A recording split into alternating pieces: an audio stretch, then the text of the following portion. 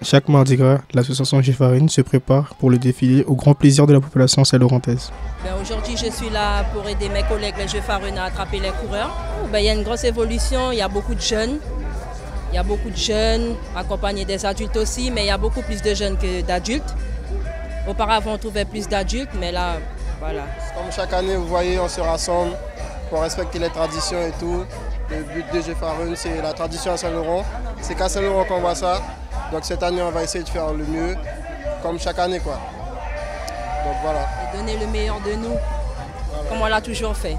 C'est plus comme avant le carnaval. On ne prend plus le même plaisir. Avant, on se disait, ah, carnaval, on va aller depuis le premier jour, mais maintenant, voilà. Si c'est pas mardi gras ou bien lundi gras, il n'y aura personne, quoi. Ou bien...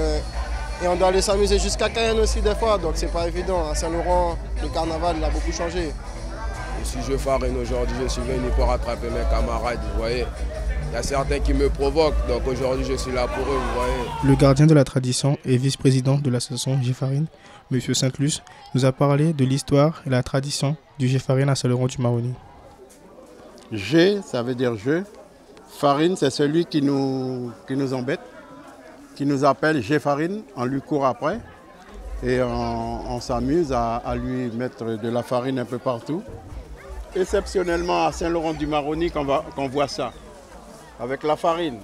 Certaines personnes, quand on passe et qu'il y a la farine, surtout dans les communes qui ne sont pas habituées, rouspètent, yokababillé parce qu'il y a de la farine. Mais chez nous, c'est une tradition. On peut fariner n'importe qui. Pourquoi? Parce qu'on le connaît. Niveau, il n'y a pas de rang. Du plus petit au plus grand, tout le monde est Jeux-Farine. Mais ce qu'il faut savoir, c'est que maintenant, on associe, l'association Jeux-Farine de l'Ouest associe les enfants dans cette tradition.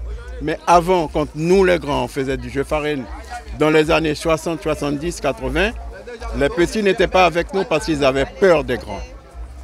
Donc quand ils nous voyaient, ils s'écartaient. Mais maintenant, pour qu'on n'ait pas ce problème-là, on associe les petits avec nous. Mais maintenant, c'est devenu plus doux. Avant, quand on faisait ça, c'était plus dur.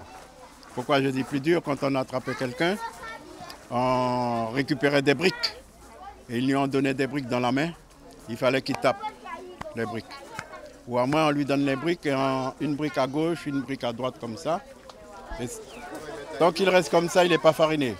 S'il baisse la main, c'est fariné. La Morzépeigne, maintenant, ils sont gentils. Mais avant, les anciens, quand ils attrapaient quelqu'un, on les piquait. On piquait avec l'épingle. Le rôle de l'anglais-bonhomme, par rapport à la Morzépeigne et le Jeux-Farine va donner de la farine. La Morzépeigne va piquer. Mais vaut mieux être piqué et être fariné que l'anglais-bonhomme. L'anglais-bonhomme, il y a ce qu'on appelle une banane. On peut faire en plusieurs façons. On peut prendre une chambraille.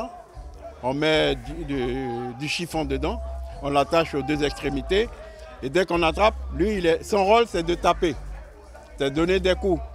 Mais parfois ça fait mal parce que ça dépend de l'anglais-bonhomme. Il peut avoir un anglais-bonhomme qui est gentil, qui va taper doux. Mais il peut avoir un anglais-bonhomme qui court depuis un moment après celui qui embête le Jeux-Farine. Et bien quand il attrape, il va lui donner des coups. Ça va faire mal, mais c'est pas méchant, mais ça va faire mal. Ce défilé de Jeux-Farine s'est terminé en beauté avec le lancer de farine et sous les applaudissements du public venu nombreux assister à cet événement.